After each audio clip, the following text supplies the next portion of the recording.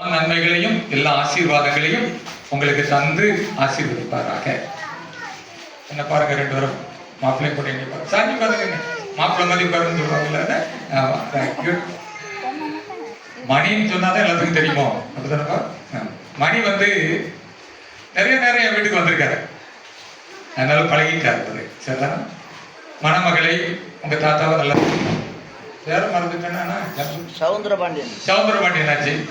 எனக்கு ஆலயம் கட்டுவதிலே பசுவந்தனை ஆலயத்திற்கு முழுமையாக மரங்களை எல்லாம் கொடுத்தவர்கள், கள்ளத்திகிணறுல நாங்க குடியிருக்கிற வீட்டுக்கு எல்லா காரியங்களையும் செய்து தந்தவர்கள். எவ்வளவு அண்ணாச்சின்னு கேட்டா இன்ன வரைக்கும் சொல்லல எவ்வளவு.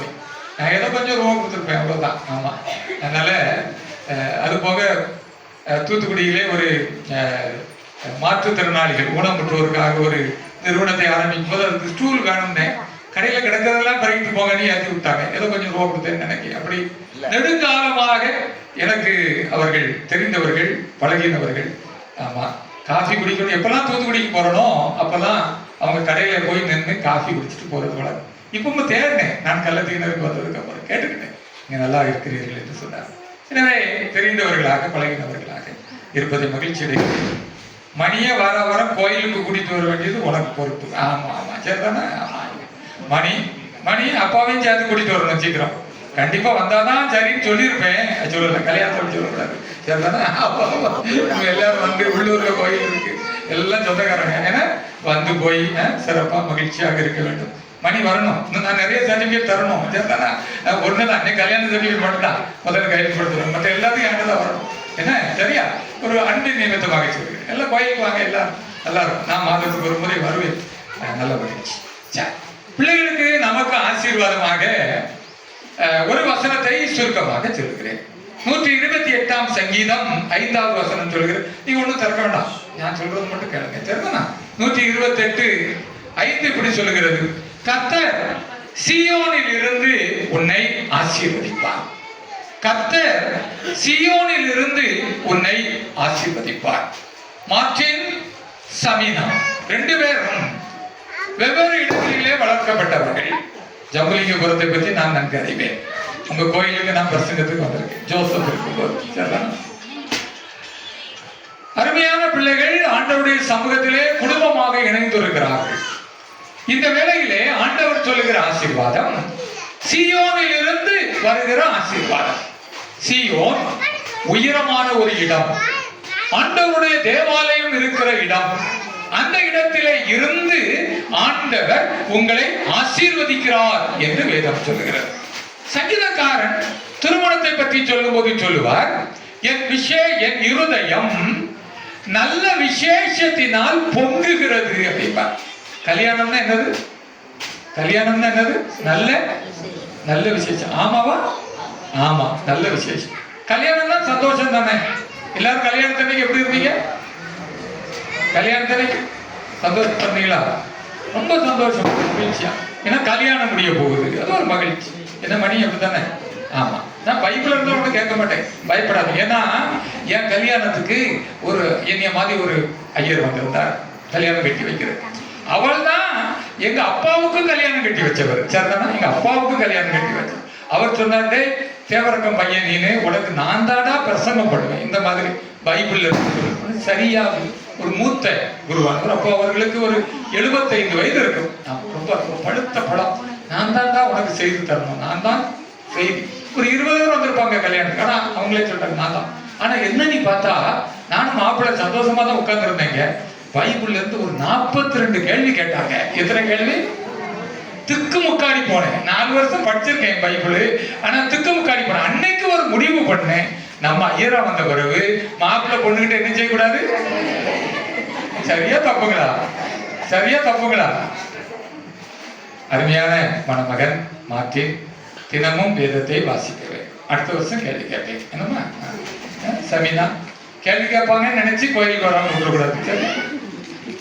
ஆண்டவர் குடும்பத்தை ஏற்படுத்தி தருகிறவர்.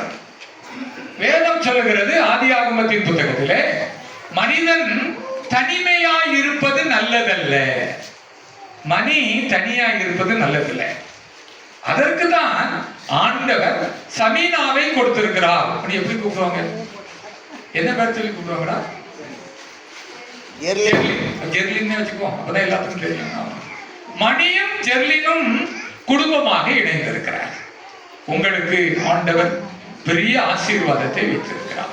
இதுவரை தனியாக இருந்தவர்கள், மணி எங்க போனாலும் யாரும் கேட்க மாட்டாங்க, அவங்க அப்பா கேட்பாங்க, 2 பதில் சொல்லுவாங்க, அவ்வளவுதான். இனிமே ஜெர்லின் இருக்காங்க.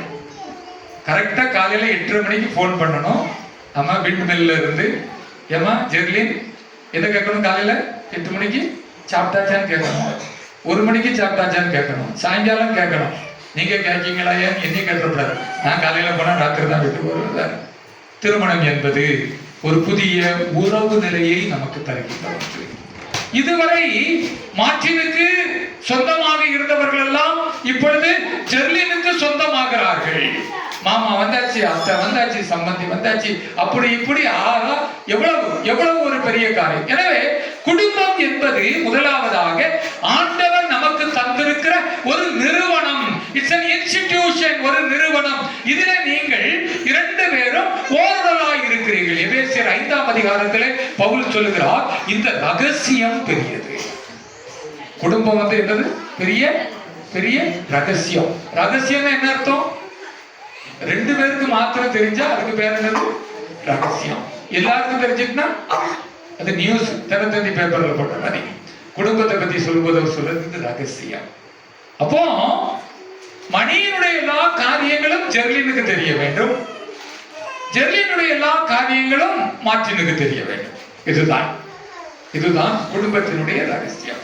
அப்படி என்றால் ஆண்டவர் உங்களை குடும்பமாக இணைத்திருப்பது, 2 பேரும் சேர்ந்து புதிய ஒரு நிறுவனத்தை, புதிய காரியங்களை, குடும்பம் என்ற ஒரு நியமத்தை நடத்துவதற்காக ஆண்டவர் உங்களை இணைத்திருக்கிறார். இரண்டாவதாக, குடும்பம் ஆண்டவர் படைத்து மகிழ்ச்சி அடைகிறவர். இந்த உலகத்தை ஆண்டவர் படைக்கிறார். ஆதியாகமம் 2ஆம் அதிகாரத்திலே ஒவ்வொன்றுக்கும் ஒவ்வொரு பெயர் விடுவதற்கு ஆதாமுக்கு அவர் கட்டளை இடுகிறார். ஆதாம் ஏவாள் தான் முதலில் படைக்கப்பட்டவர்கள். ஆதாம் வந்து எல்லாத்துக்கும் பெயர் வைக்கிறார். சிங்கத்துக்கு சிங்கன் வைக்கிறார், புலிக்கு புலின்னு வைக்கிறார். டயர்ட் ஆகி போறார், ரொம்ப டயர்ட் ஆகி வரார். அப்பதான் அந்த 2ஆம் அதிகாரத்திலே சொல்லப்பட்டிருக்கிறது, ஆண்டவர் நினைக்கிறார், இனிமேல் ஆதாம் தனிமையா இருப்பது நல்லதில்ல. மார்ட்டினுக்கு வேலை எல்லாம் கிடைச்சி சம்பாதிக்க ஆரம்பிச்சோடனே அவங்க அப்பா நினைச்சாரு, இனிமே மணி மார்ட்டின் தனியா இருப்பது நல்லதில்லை. அருமையான மகள், ஆசிரியர் பயிற்சி முடித்திருக்கிறீர்கள், நீங்கள் ஆசிரியராக பணியாற்றுகிறீர்கள் ஒரு இங்கிலீஷ் மீடியத்துல. எனவே இப்பொழுது உங்கள் பெற்றோர் நினைத்தார்கள், இனிமேல் மகளுக்கு திருமணம் செய்து வைக்க வேண்டும். அருமையான மணமக்கள் மார்ட்டின், சபீனா ஆகிய 2 பேர். எனவே ஆண்டவர் உங்களை குடும்பமாக படைத்திருக்கிறார். எனவே இந்த குடும்பத்தோடு நீங்கள் தேவாலயத்திற்கு வருவது என்பது அது ஒரு மகிழ்ச்சியை கொடுக்கின்ற ஒரு காரியம். ஞாயிற்றுக்கிழமை காலையில 10 மணிக்கு 9 மணிக்கா 9:30 ஜபம். ஞாயிற்றுக்கிழமை வந்துடும். மற்றபடி நிறைய கண்டிஷன் போட்டிருப்பேன் மாட்டிருக்கு, சரிதானா? ஆமா, மாட்டிருக்கு. புதுசா வந்தா எங்க கண்டிஷனே வேற. ஆனா நீங்க சபையில் உள்ள ஆட்கள், சரியானா? அதனால நீங்கள் ஒழுங்காக தவறாமல் ஆலயத்துக்கு வர வேண்டும். அதோடு ஆண்டவரை நோக்கி ஜெபிக்க வேண்டும், வேதம் வாசிக்க வேண்டும். அதுதான் முக்கியம். பைபிள் வாசிக்கணும். ஜெர்லின் தான் பொறுப்படுத்துக்கிறோம். என்ன நல்ல பைபிள் வாசித்து ஜோம் பண்ண, ஆண்டவரே இந்த நாளில் இந்த வேலைக்கு போகிறேன், இந்த வேலையை சிறப்பாக்கி தாரும். சம்பாதிக்கிற சம்பாத்தியங்கள் எல்லாம் ஆசீர்வாதமாக அமைய வேண்டும். குடும்பத்தின் நன்மைகளுக்காக எவ்வளவு சம்பளம்ங்கிறது, எவ்வளவு வாங்குறோமோ அதுல மகிழ்ச்சியா இருக்கிறது தான் சந்தோஷம். மனிதனுக்கு நிறைவு என்பது சாப்பாட்டுல மட்டும்தான் நிறைவு வரும். சாப்பாடு மட்டும்தான் நம்ம என்ன சொல்லுவோம், போதும், அதுக்கு மேல முடியாது, அவ்வளவுதான். மாமியார் வீட்டுக்கு விருந்து போன உடனே நிறைய வைப்பாங்க. என்ன மாதிரி மாமியார் வீட்டு நிறைய கொடுப்பாங்களாமா? ஆமா, அவ்வளவுதான் சாப்பிட முடியும், போதும். அது சாப்பாட்டுல மட்டும்தான் சொல்ல முடியும். நம்முடைய சம்பாத்தியத்திலோ நம்முடைய தேவைகளிலோ நாம் ஒருபோதும் போதும் என்று சொல்ல முடியாது. அப்படி என்றால் இந்த உலகத்தின் ஐஸ்வர்யங்களை, ஆசீர்வாதங்களை பெறுவதற்கு ஆண்டவருடைய அனுகிரகம் தேவை. அதற்காக நீங்கள் ஜெபிக்க வேண்டும், ஆண்டவருடைய வேதத்தை வாசிக்க வேண்டும். நல்லா ஜெபிக்கிற ஒரு மகளாக ஜெர்லினும் மார்ட்டினும் வாழ வேண்டும். சியோனிலிருந்து உங்களை ஆசீர்வதிக்கிற ஆண்டவர் ஏற்ற வேளையிலே உங்களுக்கு குழந்தை பாக்கியங்களை தரட்டும், நிறைவான செல்வங்களை தரட்டும், உலகத்தின் ஐஸ்வர்யங்களை தரட்டும், உலகத்தின் ஆசீர்வாதத்தின் சம்பத்துக்கள் எல்லாவற்றையும் தரட்டும் என்று நான் உங்களை வாழ்த்துகிறேன்.